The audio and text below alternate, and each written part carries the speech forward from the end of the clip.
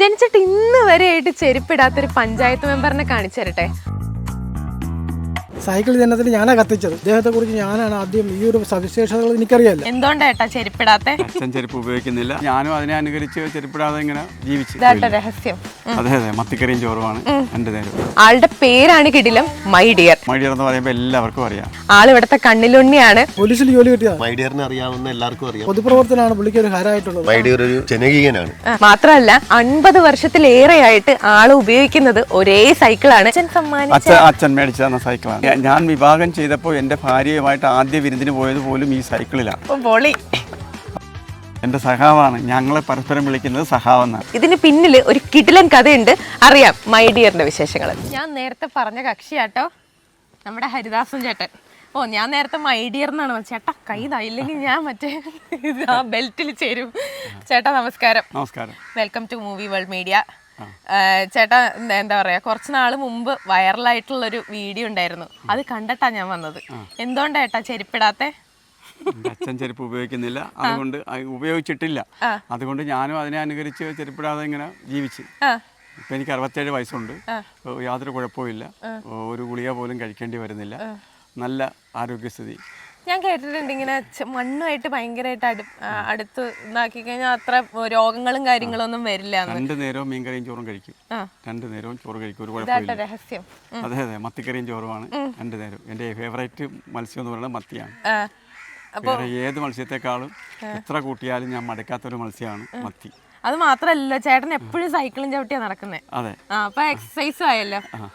അതുകൊണ്ട് അതാണ് ഈ ആരോഗ്യത്തിന്റെ രഹസ്യം. എന്താ പറയാ, മരുന്നൊന്നും കഴിക്കേണ്ട വരുന്നില്ല. എനിക്ക് തോന്നുന്നു ഷുഗറും ഷുഗറും പ്രഷറും ഒന്നുമില്ല, ഇതുവരെ വന്നിട്ടില്ല. വരാണ്ടിരിക്കട്ടെ.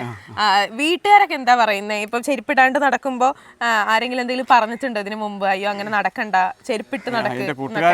കൂട്ടുകാരൻ ചെരുപ്പിട്ട് നടക്കണമെന്ന് പറഞ്ഞൊരു ചെരുപ്പൊക്കെ വാങ്ങി തന്നു. എന്നിട്ട് ഞാനത് ഉപയോഗിച്ചില്ല, സ്നേഹപൂർവ്വം നിരസിച്ച്. എനിക്ക് ചെരുപ്പ് കോട്ടയത്ത് നിന്ന് ചെരുപ്പ് വാങ്ങിക്കൊണ്ട് തന്നു. അപ്പോൾ ഞാൻ പറഞ്ഞു എനിക്ക് വേണ്ട, ഞാൻ ചെരുപ്പില്ലാതെ നടന്നോളാം എന്ന് പറഞ്ഞ് ചെരുപ്പ് ഉപയോഗിച്ചില്ല. അതുകൊണ്ട് നിങ്ങൾ പറയുമ്പോഴാണ് ചെരുപ്പില്ലാതെ നടക്കുന്നല്ലോ എന്ന് ഞാൻ ഓർക്കുന്നത്. ഞാൻ ഒരിക്കലും അതിനെക്കുറിച്ച് ചിന്തിക്കാറേ ഇല്ല. ഇപ്പം ആരെങ്കിലും ഒക്കെ ചെരുപ്പിട്ട് കിടക്കുമ്പോൾ നല്ല ചെരുപ്പൊക്കെ കാണുമ്പോൾ അങ്ങനെ പോലും തോന്നിയിട്ടില്ല? ഞാൻ ചോദിക്കട്ടെ, കുഞ്ഞിലെയൊക്കെ നമുക്ക് ഇപ്പൊ ചെരുപ്പിനോടൊക്കെ ഭയങ്കര ക്രേസ് ഒക്കെ ഉണ്ടാവുമല്ലോ, അല്ലെങ്കിൽ ആ ചെരുപ്പ് കാണുമ്പോൾ അത് മേടിക്കണം ഇത് മേടിക്കണം, അങ്ങനെ ഒന്നും തോന്നിയിട്ടില്ല? ഞാൻ തണ്ണീർമുക്കം മുതൽ മുൻ ധനകാര്യമന്ത്രി ഐസക് സാറിന്റെ കൂടെ ആലപ്പുഴ വരെ 3 മണി തൊട്ട് 5:30 മണി വരെ ആലപ്പുഴ വരെ നടന്നു, കളക്ടറേറ്റ് വരെ നടന്നു. എനിക്കൊരു ക്ഷീണവും തോന്നിയില്ല, ഒരു പ്രശ്നം. ചെരുപ്പിടാണ്ട് ഐസക് സാറിന്റെ കൂടെ, ഐസക് സാർ ഒക്കെ ആയിട്ട് ഒരു കയറിന്റെ ഒരു സമരത്തിന്റെ ഭാഗമായിട്ടൊരു യാത്രയാണ് നടത്തുന്നത്. അത് ഞാൻ തണ്ണീർമുക്കം ബണ്ടിന്റെ അവിടുന്ന് ആലപ്പുഴ വരെ നടന്നു. ഒരു വിഷമവും എനിക്ക് തോന്നിയില്ല, ഒരു പ്രത്യേകതയും തോന്നിയില്ല. അവരുടെ ഒപ്പം ഞാനും നടന്നു. എനിക്കൊരു ഇതില്ല. ഞാൻ നടക്കുകയും സൈക്കിൾ ചവിട്ടുകയും ചെയ്യുമ്പോൾ എനിക്ക് ഒരുമാതിരി ബൂസ്റ്റ് കഴിച്ച അനുഭവം പോലെയാണ്. എനർജി കൂടുന്നതല്ലാണ്ട് എനർജി കുറയാറില്ല. ലോഡ് വെക്കുന്നത് എനിക്കിഷ്ടമാണ്. ഇപ്പോൾ ഈ ചെരുപ്പിടാണ്ട് നടക്കിയപ്പോൾ വീഡിയോ ഒക്കെ വൈറലായല്ലോ. അപ്പോൾ ആ വൈറലായി കഴിഞ്ഞപ്പോൾ ഇവിടുത്തെ നാട്ടുകാരൊക്കെ എന്താ പറഞ്ഞത്? നമ്മളിപ്പോൾ വന്ന് നിന്നപ്പോൾ ഉണ്ടല്ലോ, ചേട്ടൻ്റെ കൂടെ കുറേ നാട്ടുകാരും ഫ്രണ്ട്സാണ്, എന്താ പറയുക, എല്ലാവരും അടുത്ത് വന്ന് നിൽപ്പുണ്ടായിരുന്നു. എല്ലാ കാര്യങ്ങളൊക്കെ ചെയ്തു തരാൻ, സ്ഥലം നമുക്ക് ഇവിടെ വെക്കാം എന്നൊക്കെ പറഞ്ഞു ഭയങ്കരമായിട്ട് സജഷനൊക്കെ പറയാനായിട്ട് കുറേ പേരുണ്ടായിരുന്നു. നാട്ടുകാരുടെ കണ്ണിലുണ്ണി ആയതുകൊണ്ടാണോ മൈ ഡിയർ എന്ന് വിളിക്കുന്നത്? അല്ല, ഞാൻ അങ്ങോട്ട് എങ്ങനെയാണോ പെരുമാറുന്നത് അതുപോലെ തന്നെ അവരിങ്ങോട്ടും പെരുമാറുന്നത്. പിന്നെ ഞാൻ പഞ്ചായത്ത് മെമ്പറും കൂടി അല്ലേ ഇപ്പോൾ. ഇനി 9 മാസം കൂടിയുണ്ട്, ഒക്ടോബർ മാസം വരെ ഉണ്ട്. അപ്പോൾ അതിൻ്റെ അടിസ്ഥാനത്തിൽ ഞാൻ പൊതുവെ എല്ലാവരോടും സ്നേഹം അങ്ങോട്ട് കൊടുക്കുമ്പോൾ അവരിങ്ങോട്ടും തരുന്നു, അത്ര മാത്രമേ ഉള്ളൂ. ശരിക്കും എന്താ മൈ ഡിയർ എന്ന് വിളിക്കാനുള്ള കാരണം? അത് ഇപ്പം കേൾക്കാട്ടോ. എൻ്റെ ഒരു കൂട്ടുകാരൻ, ഞാനൊരു യോഗത്തിൽ ഇരുന്നിട്ട് അവൻ പുറത്ത് നിൽക്കുകയാണ്. അവൻ ഒത്തിരി താമസിച്ചിട്ട് അവൻ എന്നെ കാണാഞ്ഞിട്ട് പിന്നെയും തിരക്കി ഈ കാളിനകത്തോട്ട് കടന്നിട്ട് പറഞ്ഞു, എടാ മൈ ഡിയർ, നീ ഒന്ന് ഇറങ്ങി വാ എന്ന് അവൻ ഇച്ചിരി രോഷം കലർന്ന സ്വരത്തിൽ വിളിച്ചൊരു പേരാണ് അത്. അവിടെ ഇരുന്നവരെല്ലാം അത് ഏറ്റെടുത്ത് മൈ ഡിയർ എന്നങ്ങനെ വിളിച്ച് അങ്ങനെ മൈ ഡിയറായി. എല്ലാവരും, കൊച്ചു കുഞ്ഞുങ്ങളും വലിയവരും പ്രായമായവരും എല്ലാവരും, ആണും പെണ്ണും വ്യത്യാസമില്ലാതെ എല്ലാവരും മൈ ഡിയർ എന്ന് വിളിക്കും. അവർക്ക് ആർക്കും ഒരു ഇതില്ല. ഐസക് സാർ പോലും വിളിക്കുന്നത് മൈ ഡിയർ എന്നാണ്. ആണോ? ഓ അടിപൊളി. അപ്പൊ ഇവിടുത്തെ നാട്ടുകാരൊക്കെ ശരിക്കും പറഞ്ഞാൽ മൈ ഡിയർ എവിടെയെന്ന് ചോദിച്ചു കഴിഞ്ഞാൽ മുഹമ്മ ജംഗ്ഷനിൽ വന്നിട്ട്, അല്ലെ മണ്ണഞ്ചേരി ജംഗ്ഷനിൽ വന്നിട്ട് മൈ ഡിയറിന്റെ വീട് ഏതാണെന്ന് ചോദിച്ചാൽ, എവിടെയാണ് മൈ ഡിയറിന്റെ വീട്ടിലേക്ക് പോകുന്ന വഴി എങ്ങനെയെന്ന് ചോദിച്ചാൽ അവർ പറഞ്ഞു തരും. പുന്നാട് സ്കൂളിൽ ചോദിച്ച പോലെ തന്നെ അവർ കൃത്യമായി സ്ഥലം പറഞ്ഞു തരും. മൈ ഡിയർ എന്ന് പറയുമ്പോൾ എല്ലാവർക്കും അറിയാം. ഇപ്പോൾ പഞ്ചായത്ത് സെക്രട്ടറിയോട് ചോദിച്ചാലും അറിയാം, എല്ലാവർക്കും അറിയാം. ചേട്ടന്റെ പേര് ശരിക്കും മറന്നു പോയിട്ടുണ്ടാവും ആളുകൾ അല്ലേ? അതെ. ഹരിദാസൻ എന്നുള്ള പേര് അത് ആളുകൾ അപൂർവ ഓർമ്മ ആൾക്കാർക്കേ നിൽക്കാറുണ്ടാവും. അറിയാവൂ. അത് അപൂർവ ആൾക്കാർക്കേ അറിയാവൂ. ഞാനും പെട്ടെന്ന് സേവ് ചെയ്ത് വെച്ചേക്കുന്നത് മൈഡിയർ എന്നാണ്. ഫോണിൽ സേവ് ചെയ്ത് വെച്ചേക്കുന്നത് മൈഡിയർ എന്നാ. ഹരിദാസൻ എന്നുള്ള പേര് ഞാനും മറന്നുപോയി. ഞാൻ മത്സരിച്ചപ്പോഴും എൻ്റെ പേര് ഹരിദാസ് KS എന്ന് എഴുതിയിട്ട് പോസ്റ്ററില്ല പോസ്റ്ററിൽ ബ്രാക്കറ്റിൽ മൈഡിയർ എന്നിട്ടാണ് എൻ്റെ ഇത് മെമ്പറിൻ്റെ സീൽ കൊടുക്കുമ്പോഴും അതിനകത്ത് മൈഡിയർ ഉണ്ട്. ഓ അത് അടിപൊളി. പിന്നെ ചേട്ടാ ഞാൻ ശ്രദ്ധിച്ചത് എന്താന്ന് വെച്ചാൽ ഈ ഒരു സൈക്കിള് എത്ര വർഷമായി ചേട്ടാ? 50 വർഷത്തിനടുത്തായി. സൈക്കിൾ മേടിച്ചിട്ട് മാറാത്ത സൈക്കിളാണ്. ഇതുവരെയായിട്ട് ഒരു പാർട്സ് പോലും മാറിയിട്ടില്ല. ഹെർക്കുലീസിന്റെ അല്ലേ? പാർട്സൊക്കെ മാറും, ഇടക്കിടക്ക് പാർട്സ് മാറും. ചെറിയ കേടൊക്കെ പറ്റുമ്പോൾ ഇതുപോലെ കഴിഞ്ഞ ദിവസം അതിൻ്റെ പെഡൽ മാറി. അങ്ങനെ ഓരോ പാർട്സും അതിൻ്റെ സമയത്ത് അതിന് നമുക്ക് തടസ്സം വരുമ്പോൾ നമ്മൾ മാറിയെടുക്കും. എന്തുകൊണ്ട് ഈ സൈക്കിൾ മാത്രം? അതായത് ചേട്ടനിപ്പം എന്താ പറയുക, എല്ലാവരും ഭയങ്കരമായിട്ട് അപ്ഗ്രേഡ് ചെയ്യുന്നുണ്ട്.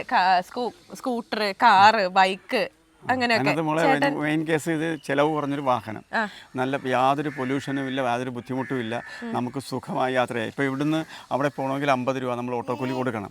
എപ്പോഴും നമ്മുടെ കയ്യിൽ പൈസ ഉണ്ടാകില്ല. എന്നിരുന്നാലും നമുക്ക് ഈ സൈക്കിളിൽ പോകാമെങ്കിൽ സുഖമാണ്. നമുക്ക് ഇഷ്ടത്തിന് പോകാം, ഇഷ്ടത്തിന് വരാം. ഇപ്പോൾ നമ്മളൊരു ഓട്ടോ വിളിച്ച് പോയാൽ അവർ അവിടെ കൊണ്ട് ഇറക്കിയിട്ടൊന്നെങ്കിൽ വരും, അല്ലെങ്കിൽ 10 മിനിറ്റ് അവിടെ കിടക്കാൻ പറയും. ഇതങ്ങനെ ഒന്നുമില്ല. ഒരു 5 കിലോമീറ്റർ 7 കിലോമീറ്ററൊക്കെ ഈസി ആയിട്ട് സൈക്കിളെ ചവിട്ടി നമുക്ക് പോയി വരാവുന്നതേ ഉള്ളൂ. അതുകൊണ്ട് നമുക്കൊരു പ്രത്യേകിച്ചൊരു ഇത് എനിക്ക് ഞാനതിനെക്കുറിച്ചൊന്നും ചിന്തിക്കാറില്ല. ഞാൻ പോകേണ്ട സ്ഥലത്ത് രാവിലെ സൈക്കിൾ എടുത്ത് പോകും. അപൂർവം ചില സന്ദർഭങ്ങളിൽ ആരുടെയെങ്കിലും 2 വീലർ കിട്ടുകയാണെങ്കിൽ എങ്ങോട്ടെങ്കിലും കയറി പോകേണ്ടതാണെങ്കിൽ പോകും എന്ന് മാത്രമേ ഉള്ളൂ. ബാക്കി എല്ലാ സന്ദർഭങ്ങളിലും എനിക്ക് സൈക്കിളാണ് എൻ്റെ ജീവിത പങ്കാളിയെ പോലെ തന്നെ. അച്ഛൻ മേടിച്ചു തന്ന സൈക്കിളാണ്. അതിന്റെ ഒരു സ്നേഹത്തിന്റെ പുറത്താണ് ശരിക്കും പറഞ്ഞാൽ ചേട്ടൻ അച്ഛൻ ഭയങ്കരമായിട്ട് ഇൻഫ്ലുവൻസ് ചെയ്തിട്ടുണ്ടെന്ന് തോന്നണം അല്ലേ? കാരണം എന്താ വെച്ചാൽ ചെരുപ്പിടാണ്ട് അച്ഛൻ നടന്ന പോലെ തന്നെയാണ് ചേട്ടന് നടക്കുന്നത്. അച്ഛൻ ഇങ്ങനെ സഞ്ചരിച്ചത് കൊണ്ടേ 99 വയസ്സ് വരെയും യാതൊരു അസുഖവും ഇല്ലായിരുന്നു. 99 വയസ്സിന് ശേഷമാണ് അച്ഛന് അസുഖം വന്നത്. അച്ഛൻ 101-ാമത്തെ വയസ്സിലാണ് മരണപ്പെടുന്നത്. പക്ഷെ അച്ഛൻ കാര്യമായ മരിക്കുന്ന അന്നും അച്ഛൻ രാവിലെ ഭക്ഷണം കഴിച്ചിട്ടാണ് മരിച്ചത്. അങ്ങനെ അസുഖമായിട്ട് ഇരുന്നു എന്നല്ലാണ്ട് കിടന്നിട്ടില്ല.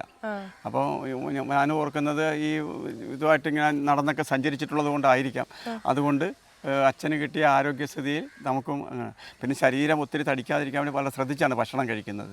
ഭക്ഷണം ഞാൻ പറഞ്ഞില്ലേ, 2 നേരവും മീനും ചോറും മത്തിയും ചോറും കഴിക്കുമ്പോൾ അതിൻ്റെ അളവ് വളരെ കുറച്ചിട്ട് ചോറിൻ്റെ അളവ് കുറച്ച് 2 നേരവും കഴിക്കും. എവിടെ പോയി എന്തെല്ലാം കഴിച്ചാലും വീട്ടിൽ വന്ന് ചോറ് മേടിച്ച് തിന്നിട്ടേ കിടക്കും. ഞങ്ങളൊക്കെ നേരെ തിരിച്ചാ, ചോറ് കൂടുതൽ കറി കുറവ്. ഓക്കെ. അപ്പൊ എങ്ങനെയാ വീട്ടിലൊക്കെ എങ്ങനെയാ ചേട്ടൻ്റെ അടുത്ത് പറയുന്നത് ഈ ഒരു സൈക്കിളിന്റെ കാര്യവും ചെരുപ്പിന്റെ കാര്യമൊക്കെ? പറയൂ, വീട്ടുകാരെ പറ്റി പറയൂ. ഞാൻ വിവാഹം ചെയ്തപ്പോൾ എൻ്റെ ഭാര്യയുമായിട്ട് ആദ്യ വിരുന്നിന് പോയത് പോലും ഈ സൈക്കിളിലാണ്. അപ്പോൾ ആ സൈക്കിളിലാണ്. അപ്പോൾ അന്ന് അവൾ എൻ്റെ കൂടെ ഇരിക്കും. ചില ഘട്ടങ്ങൾ മിക്കവാറും പുറകിലാണ് ഇരിക്കുന്നത്. ചില ഘട്ടങ്ങളിൽ ഫ്രണ്ടിൽ ഇരുത്തേണ്ട ഘട്ടങ്ങളിൽ ഫ്രണ്ടിലും ഇരുത്തിയിട്ടുണ്ട്. പക്ഷേ ഞങ്ങൾ പോയിട്ടുള്ളതും വന്നിട്ടുള്ളതും എല്ലാം അന്ന് 30 രൂപ കൊടുക്കണം, 40 രൂപ കൊടുക്കണമായിരുന്നു അന്ന് അവരുടെ വീട്ടിൽ പോകണമെങ്കിൽ. 2091 വിവാഹം ചെയ്തത്. അന്നുമൊക്കെ ഞാൻ സൈക്കിളിലാണ് യാത്ര ചെയ്തിട്ടുള്ളത്. എൻ്റെ സഖാവുമായിട്ട് ഞാൻ സൈക്കിളിലാണ് പോകുന്നത്. എൻ്റെ സഖാവാണ്. ഞങ്ങളെ പരസ്പരം വിളിക്കുന്നത് സഖാവെന്നാണ് എൻ്റെ ഭാര്യയെ. ശരിക്കും ഏട്ടാ അങ്ങനെയൊന്നല്ല. ഇല്ല സഖാവ് എന്നേ വിളിക്കുള്ളൂ. സഖാവ് എന്നാണല്ലേ വിളിക്കുന്നത്. വീട്ടിൽ ഇപ്പൊ നിങ്ങൾ വന്നിട്ട് സഖാവ് ഇവിടെ ഇല്ല എന്നായിരിക്കും മറുപടി. സഖാവ് ഇവിടെ ഇല്ല എന്ന് പറയും ചേട്ടൻ. വൈഫിനെ പറയും സഖാവ് ഇവിടെ ഇല്ല അങ്ങനെ പറയും. അത് കൊള്ളാം. അപ്പൊ നിങ്ങൾ നേരത്തെ ഈ പാർട്ടിപരമായിട്ട് എന്തെങ്കിലും പ്രണയവിവാഹം? ഇല്ല. പാർട്ടിക്കാർ പിന്നെ ചെയ്ത് പിന്നെ കണ്ടുവച്ചിട്ട് എന്നെ കൊണ്ടുപോയി കാണിച്ചു. ഞാൻ പറഞ്ഞു എനിക്ക് കണ്ടിട്ട് ഇഷ്ടപ്പെട്ടില്ലെങ്കിൽ ഞാൻ കെട്ടുകയറെന്ന് പറഞ്ഞു. അവർ പറഞ്ഞു വേണ്ട. പക്ഷെ ഞാൻ ചെന്ന് കണ്ടപ്പോൾ അവർക്ക് എന്നെ ഇഷ്ടപ്പെട്ട് എനിക്ക് അവരെ ഇഷ്ടപ്പെട്ടു. ഒരു പെണ്ണിനെ മാത്രമേ കണ്ടുള്ളൂ. ആ ഒരൊറ്റ പെണ്ണിനെ കണ്ടുള്ളൂ. ആ പെണ്ണിനെ വീട്ടിൽ കൊണ്ടുപോകും. അത് കൊള്ളാം. വിരുന്നിന് ഈ സൈക്കിളിൽ തന്നെയാണല്ലോ പോയത്. ഇപ്പോഴും നിങ്ങൾ പോവാറുണ്ട്? സൈക്കിളിൽ പോകാനാണ് ഇഷ്ടം. അപ്പൊ ഭാര്യ പറഞ്ഞിട്ടില്ല നമുക്ക് സ്കൂട്ടർ മേടിക്കാം, കാർ മേടിക്കാം, അങ്ങനെയൊന്നും പറഞ്ഞിട്ടില്ല? അല്ല, പുള്ളിക്കാരത്തിൽ ലളിത ജീവിതക്കാരിയാണ്. ലളിത ജീവിതം നയിക്കാൻ ആഗ്രഹിക്കുന്ന ഒരാളാണ്. പിന്നെ സാധാരണക്കാരെ സഹായിക്കണം. നമ്മളെ കിട്ടുന്ന 10 രൂപയിൽ 1 രൂപ ആർക്കെങ്കിലും കൊടുത്തു സഹായിക്കണം എന്നുള്ള മൈൻഡ് കൂടിയുണ്ട്. എന്നെ പോലെ തന്നെ നമ്മളോട് തന്നെ ചേർന്ന് നിന്ന് ജീവിക്കാൻ പറ്റുന്ന ഒരാളാണ്. ഏറ്റവും ചെലവ് ചുരുക്കി കാര്യങ്ങൾ ചെയ്യുന്ന ഒരാളാണ്. ഫാമിലിയെ പറ്റി പറയൂ. ഫാമിലി എനിക്ക് ഒരു മകനും ഒരു മകളും. മകൻ വിവാഹം ചെയ്ത് അവൻ്റെ രണ്ടാമത്തെ പുത്രനാണ്. ആളിവിടെ ഈ ബാസ്ക്കറ്റിൽ കേറി ഇരുന്ന് ഇവിടെ പൊക്കോളും. എപ്പോഴും അങ്ങനെ തന്നെയാ. ഞാൻ ഇരുത്തി കഴിഞ്ഞപ്പോ ആൾക്ക് മനസ്സിലായി അതിനകത്ത് ഇരുത്താനാണെന്ന്. അപ്പൊ പിന്നെ ഈസി ആയിട്ട് അതിനകത്ത് കയറിയിരുന്നു. അപ്പോ എന്താണ് ഫാമിലി മകനും മകളുമാണ്. മകളുടെ വിവാഹം വരുന്ന ഏപ്രിൽ മാസം 6-ാം തീയതിയാണ്. മകൻ വിവാഹം ചെയ്തവന് 2 കുട്ടിയുണ്ട്. അവന്റെ ഭാര്യയും ഞങ്ങൾ കുടുംബസമേത സന്തോഷത്തോടു കൂടി കഴിയുന്നു. ഉള്ളത് കൊണ്ട് ഓണം പോലെ. അതെ. രാഷ്ട്രീയ ജീവിതമൊക്കെ എങ്ങനെ പോകുന്നു? ഇനി പറഞ്ഞു ചേട്ടൻ 9 മാസം കൂടെ ഉള്ളൂന്ന്. രാഷ്ട്രീയ ജീവിതം ഞാൻ 1979 എൻ്റെ പാർട്ടിയുടെ ഗ്രൂപ്പിൽ ഒരു അംഗമായി ചേർന്നതാണ്. അതിനുശേഷം 80 പാർട്ടി മെമ്പർഷിപ്പിലേക്കായി, 81 ബ്രാഞ്ച് സെക്രട്ടറി ആയി, 90 ജൂണിൽ എന്നെ ലോക്കൽ കമ്മിറ്റി മെമ്പറായിട്ട് പാർട്ടി തിരഞ്ഞെടുത്ത് അത് ഇന്നു വരെ ഇപ്പോൾ വേണ്ടത് 35 വർഷമായി ഞാൻ ലോക്കൽ കമ്മിറ്റി മെമ്പറായി തുടരുന്നു. ഇതിനിടയിൽ ഒന്ന് മത്സരിക്കണമെന്ന് പാർട്ടി ആവശ്യപ്പെട്ടു. ഇതിനിടയ്ക്ക് ഞാനൊരു സഹകരണ സംഘത്തിൻ്റെ ജീവനക്കാരനായിരുന്നു. ഇതിനേക്കാളൊക്കെ ഉപരി എൻ്റെ ജീവിതം നയിക്കുന്നത് വായനശാല പ്രസ്ഥാനമാണ്. ഞാനൊരു വായനശാലയുടെ സജീവ പ്രവർത്തകനാണ്. എനിക്കെല്ലാം എന്ന് പറയുന്നത് വായനശാല പ്രവർത്തനമാണ്. അങ്ങനെ ഞാൻ വായനശാലകളുടെ ജില്ലാ ലൈബ്രറി കൗൺസിൽ അംഗമായി പ്രവർത്തിക്കുകയാണ് ഇപ്പോൾ. പിന്നെ കർഷക തൊഴിലാളി, ഏറ്റവും അധസ്ഥിത വർഗ്ഗമാണ് കർഷക തൊഴിലാളി. അതിൻ്റെ ഏരിയ ജോയിൻറ്റ് സെക്രട്ടറി ആയിട്ടും മേഖലാ സെക്രട്ടറി ആയിട്ടും കൂടി പ്രവർത്തിക്കുകയാണ്. എന്നുവെച്ചാൽ യാതൊരു അഴിമതിയില്ലാത്ത വെറും പാവപ്പെട്ടവൻ്റെ സംഘടനയാണ് കർഷക തൊഴിലാളി പ്രസ്ഥാനം. അതുകൊണ്ട് തന്നെ അവിടെ പൈസയുടെ ഒന്നും കൂടുതൽ വരുമാനമില്ല. എന്തെങ്കിലും ഒരു പരിപാടി വരുമ്പോൾ ഞങ്ങൾ നടന്ന് 50, 100, 200 ഒക്കെ സംഭരിക്കുന്ന പൈസ മാത്രമേ ഉള്ളൂ. വേറെ ആരുടെ എന്തെങ്കിലും കോൺട്രാക്ടർമാരുടെ നിന്നോ മറ്റാരുടെയെങ്കിലും കയ്യിൽ നിന്നൊന്നും പൈസ വാങ്ങേണ്ട ആവശ്യം കർഷക തൊഴിലാളിക്കില്ല. അങ്ങനെ അതുകൊണ്ട് എൻ്റെ അമ്മ ഒരു കർഷക തൊഴിലാളിയായിരുന്നു. വീട്ടിൽ ജീവിത വൈഷമ്യം വന്നപ്പോൾ കർഷക തൊഴിലാളിയായി പോയി പാടത്ത്, മുരിക്കൻ്റെ പാടത്ത് അക്കരെ റാണി ചിത്ര മാർത്താണ്ഡം കായലുകളിൽ പോയി പണിയെടുത്ത് ഞങ്ങൾക്ക് ചോറ് തന്നിട്ടുണ്ട്. അപ്പോൾ ആ ഓർമ്മയിൽ അമ്മയുടെ ഒരു പ്രസ്ഥാനം എന്ന നിലയിൽ കർഷക തൊഴിലാളി പ്രസ്ഥാനത്തിൻ്റെ ചുമതല ഏറ്റെടുക്കണമെന്ന് പറഞ്ഞപ്പോൾ ഞാൻ പറഞ്ഞില്ലേ, ഞാൻ 31 വർഷം ഒരു സഹകരണ ജീവനക്കാരനായിരുന്നു. അവിടുന്ന് വന്നപ്പോൾ പാർട്ടി പറഞ്ഞു ഇങ്ങനെ കർഷക തൊഴിലാളി യൂണിയൻ്റെ ചുമതല ഏറ്റെടുക്കണം. വളരെ സന്തോഷത്തോടു കൂടിയാണ് ആ ചുമതല ഏറ്റെടുത്ത് ഇന്നും അതിനുവേണ്ടി ഭംഗിയായി പ്രവർത്തിച്ചുകൊണ്ടിരിക്കുകയാണ്. അതുകൊണ്ട് എൻ്റെ പൊതുജീവിതത്തിന് എൻ്റെ ഈ സൈക്കിള് വളരെ ഗുണം ചെയ്തിട്ടുണ്ട്. നമുക്ക് എന്താ പറയാ, ചേട്ടനെ പറ്റി ഇവിടുത്തെ നാട്ടുകാർക്ക് എന്താ പറയാനുള്ളതെന്നും കൂടെ ഒന്ന് കേട്ടാലേ. ചേട്ടാ, എന്താണ് നമ്മുടെ മൈഡിയറിനെ പറ്റി പറയാനുള്ളത്? മൈഡിയറിനെ കുറിച്ച് പറയാനാണെങ്കിൽ മൈഡിയർ ഒരു ജനകീയനാണ്. എന്ത് ആവശ്യമുണ്ടെങ്കിലും എല്ലാവരുടെ എല്ലാ കാര്യങ്ങൾക്കും ഓടി വരികയും ആത്മാർത്ഥമായിട്ട് ചെയ്യേണ്ട കാര്യങ്ങളൊക്കെ ചെയ്തു തരികയും ചെയ്യുന്ന നല്ലൊരു പഞ്ചായത്ത് മെമ്പറാണ് ഞങ്ങളുടെ.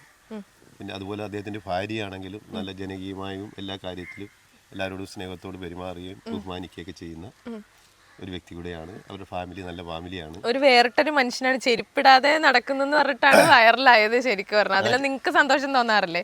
അല്ല, ചെരുപ്പിടാതെയാണ് ഞങ്ങളൊക്കെ എപ്പോഴും എല്ലാവർക്കും അറിയാം. മൈഡിയറിനെ അറിയാവുന്ന എല്ലാവർക്കും അറിയാം മൈഡിയർ ചെരുപ്പിടിയാൽ. ഇവര് ഭാര്യയും ഭർത്താവും അങ്ങോട്ടും ഇങ്ങോട്ടും മൈഡിയർ എന്ന് വിളിക്കാറുള്ളൂ. നമ്മുടെ മുമ്പിൽ വെച്ചാണെങ്കിൽ മൈഡിയർ എന്നാണ് വിളിക്കുന്നത്. വൈഫും മൈഡിയറിനാണ് അത് പറഞ്ഞില്ലട്ടോ ചേട്ടാ. സഖാവെന്ന് വിളിക്കുന്നത്. അത് ആര് എവിടെ വെച്ചാലും ഫംഗ്ഷനിലായാലും എവിടെ വെച്ചാലും സഖാവെന്ന് വിളിക്കും. നമ്മൾ വീട്ടിൽ ചെന്ന് ഇപ്പൊ നമ്മൾ എന്തെങ്കിലും കാര്യത്തിൽ ഞാൻ പറഞ്ഞ് തിരക്കി ചെന്നാൽ ഉടനെ അവര് പറയും സഖാവ് ഇവിടെ ഇല്ല. അല്ലാതെ വേറെ പേര് പറഞ്ഞ് കേട്ടിട്ടില്ല. ഞാൻ മൈഡിയറായിട്ട് വളരെ ചെറുപ്പം നാൾ തൊട്ട് അറിയുന്ന ആളാണ്. അപ്പോൾ അന്ന് തൊട്ട് പുള്ളിക്കാരൻ ഈ ചെരുപ്പേ ഉപയോഗിക്കാറുള്ളൂ. പിന്നെ പുള്ളിക്കാരൻ ഡിപ്പോ ഓഫീസറായിട്ട് ഞങ്ങളുടെ അടുത്ത് തന്നെ ജോലി ചെയ്തിട്ടുണ്ട്, ഈ കക്കയുടെ ഡിപ്പോ ഓഫീസറായിട്ട്. അന്ന് ഈ ചെരുപ്പാണ് വയ്ക്കുന്നത്. അപ്പോൾ എവിടെ പോകണമെങ്കിൽ ഈ പുള്ളിക്കാരൻ സൈക്കിളിലേ പോകുള്ളൂ.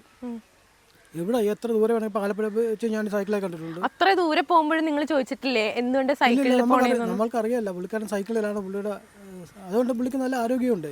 മറ്റ് ജീവിത ശൈലി രോഗങ്ങളൊന്നും പുള്ളിനെ ബാധിച്ചിട്ടില്ല. ഈ സൈക്കിൾ കൊണ്ടുള്ള ഒരു പ്രയോജനം അതാണ്. പിന്നെ ആഹാരത്തിലുള്ള മിതത്വം എല്ലാം കൊണ്ട് പുള്ളിക്ക് പ്രത്യേകിച്ച് അസുഖങ്ങളൊന്നും വന്നിട്ടില്ല. നമ്മുടെ യുവതലമുറക്ക് അതൊരു പാടാണ്. പിന്നെ എനിക്ക് പറയാം, ഞാൻ ഈ കേരളമതിയുടെ പിന്നെ പ്രാദേശിക ലേഖനാണ് സഹജ് മുഹമ്മദ്. അപ്പം ഇദ്ദേഹത്തെക്കുറിച്ച് ഞാനാണ് ആദ്യം ഈ ഒരു സവിശേഷതകൾ എനിക്കറിയാമല്ല. ഞാൻ ആദ്യം ഈ കേരളാവധി പത്രത്തെ കത്തിച്ച ഞാനാണ് ഈ വാർത്ത. സൈക്കിൾ ദിനത്തിൽ ഞാനാ കത്തിച്ചത്. അതാണ് ഈ നിങ്ങളെപ്പോലുള്ള യൂട്യൂബ് ചാനലുകാരൊക്കെ ഇത് പിന്നെയും കൂടുതൽ കത്തിക്കാൻ തുടങ്ങിയത്. പിന്നെ വേറെ കാര്യം കൂടെ പറയാൻ, ഈ സൈക്കിൾ വെച്ച് ഈ പുള്ളിക്കാരൻ തെരഞ്ഞെടുപ്പിൽ മത്സരിച്ചപ്പോൾ ഇവിടുത്തെ വലിയൊരു പ്രഗത്ഭനായിട്ടുള്ളൊരു പിന്നെ കോൺഗ്രസ് നേതാവിനെയാണ് പുള്ളിക്കാരൻ തോൽപ്പിച്ചത്. വലിയൊരു സംഭവമാണ്. കാര്യം അത് ഏറ്റവും കൂടുതൽ ബഹുഭൂരിഷ്ടം UDF വോട്ടാണ്. എന്നിട്ട് അത് കിട്ടിയത് പിന്നെ ജയിച്ചത് മൈഡിയറാണ്. അപ്പോൾ അതിന് തെരഞ്ഞെടുപ്പ് പോസ്റ്റർ അടിച്ചായിരുന്നു. അതിന് വേണ്ടിയുള്ള പടം എടുത്ത്, ഞാൻ ഫോട്ടോഗ്രാഫർ കൂടിയാണ്, ഫോട്ടോ എടുത്ത് ഞാനാണ്. അപ്പോൾ നമ്മുടെ ആ വയൽ വാരത്തൂടെ റോഡുണ്ട്, നമ്മുടെ പൊന്നോട്ടേക്ക് വരുന്ന റോഡുണ്ട് കാവുങ്കയെന്ന്. അവിടെ വെച്ച് തന്നെ ഈ സൈക്കിൾ വെച്ച് ഫോട്ടോ എടുത്താണ് അതിന് ഫോട്ടോയും ബാനറൊക്കെ അടിച്ചത്. അതൊരു മാർക്കറ്റ് ചെയ്തതേ ഈ സൈക്കിള്. അപ്പോൾ അങ്ങനെയുള്ള അനുഭവങ്ങളാണ്. പിന്നെ മൈഡിയറിന് പിന്നെ പൊതുപ്രവർത്തനമാണ് പുള്ളിക്ക് ഒരു ഹരമായിട്ടുള്ളത്. ജനങ്ങളുടെ പ്രശ്നങ്ങളുമായിട്ട് ബന്ധപ്പെട്ട് അതിലോട്ട് രാവിലോട്ട് പോയിട്ട് പോകുന്ന പുള്ളിക്ക് വലിയ താല്പര്യമുള്ള കാര്യമാണ്. അപ്പോൾ തന്നെ ഈ പുള്ളിക്ക് ഡിപ്പോ ഓഫീസറായിട്ട് ജോലി കിട്ടിയതാണ്. ഡിപ്പോ ഓഫീസറല്ല, പോലീസിൽ ജോലി കിട്ടിയതാണ്, സെലക്ഷൻ കിട്ടിയതാണ്.